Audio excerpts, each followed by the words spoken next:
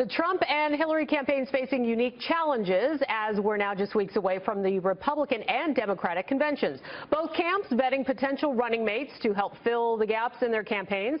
The Fox News political insiders are back. Pat, John, and Doug are here. Before we went to break, we were all wondering how Trump can capitalize off of what's happened this week with Hillary. So what do you think? How would you advise him at this point? Well, first of all, this is the greatest gift he could get. Go ahead, John. No, I think it's a gift that keeps on giving. The whole week was great to show, if anybody looks objectively, this thing stinks to high heaven. And a rigged system is what Trump is running against, and he needs to stick with that. It's rigged economically, rigged, politically, and I'm the outsider, and I will clean it up. That should be his theme all the time. And Pat, he has certainly been tweeting about it tonight.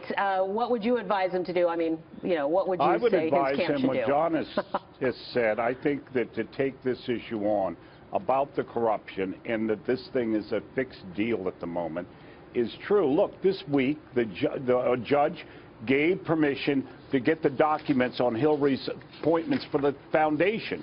And the next day, Bill Clinton meets with Lynch, and the day after that, the same Justice Department is in court for the State Department saying, we don't want any of these things released from her aides until July 2018. So what do you think is going on? That's right. Doug wants to weigh in on this cover-up goes Give me a shot, my friend. Yeah, let's get Doug in here. Here's what I would say.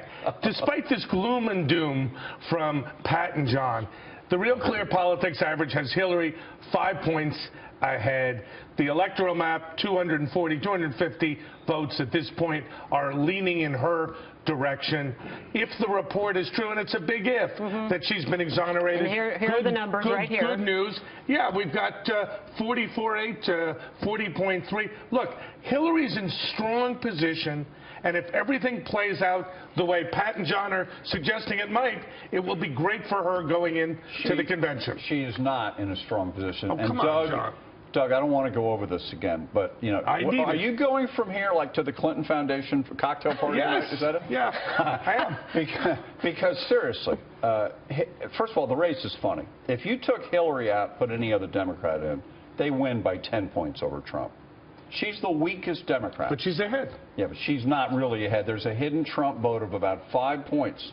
So you add that on to Trump, and he's tied or ahead. You're doing special polls with those people? No, I think it's true, too, and you would admit it off air. And then if you did the reverse, tell you it isn't Trump is the weakest candidate against the Democrats. The two parties have nominated weak candidates. And this FBI thing has the potential to completely turn the race upside down. Yeah, where are the polls going to go this next week?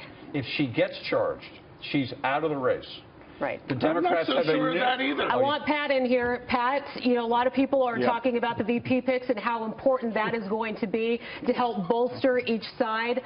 Where are we going to see these two campaigns go with the VP picks, you think, in the next 2 weeks? Are we going to hear what they will be? Well, I think that we all agree that Trump needs someone who will leaven him some and give him some more experience in government and be seen as a serious and reasonable choice. Hillary Clinton needs to take only one person, I've decided, Xavier Becerra, who I watched this morning on the Fox Report, who is the smoothest liar I have ever seen. He never blinks as he lies his way through in defense of her, as he does all the time. And she needs someone who can lie for her, because everything about what she has said is a lie, and that's why the country doesn't trust her in ways that are so intense. I'm not even sure the normal polling can measure it. But that's what I think she needs. Real quick to you guys, we want to hear what your pick is. On the VP thing, with Trump's VP thing, I think that Gingrich, Christie, these are not the right people for him. They're the only ones he can get. What about Pence? Pence is neutral, but he's not a great help. But he's not a negative. But the thing, if Trump really wanted to win, Laura, and this is what's disconcerting, he should be wooing John Kasich. He never take it. Well, if you tried hard enough, you don't know that he wouldn't take it. If you want to win, you want to win Ohio, you go out and you woo that guy. Doug, being a politician, being president, means you woo people all the time. Doug, Secretary Clinton will go to either a neutral choice or someone like Sherrod Brown will help her in Ohio. I don't think Vice President's going to make a big difference, but I agree with John. If it's Newt Gingrich or Chris Christie, that is not going to help Donald Trump.